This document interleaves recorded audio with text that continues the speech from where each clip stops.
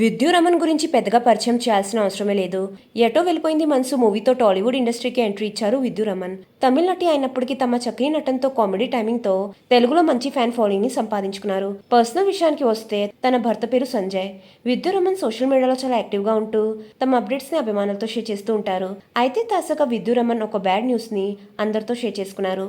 ఆ bad news ఏంటంటే తను కుక్ విత్ జాతిరత్నాలు అనే షో నుంచి మధ్యలోనే తప్పుకున్నారంట. విద్య ఒక పోస్ట్ ని షేర్ చేస్తూ ఇలా చెప్పుకొచ్చారు. Cook with Jathiratnalu show shooting లో మంచి టైం ని స్పెండ్ చేశాను. అన్ఫార్చునేట్లీ నేను ఈ షో నుండి పర్మనెంట్లీ తప్పుకోవాల్సి వస్తుంది. నేను కొన్ని సినిమాలు చేస్తున్నాను. వారి డేట్స్ క్లాషెస్ రావడం వల్ల తప్పుకుంటున్నాను.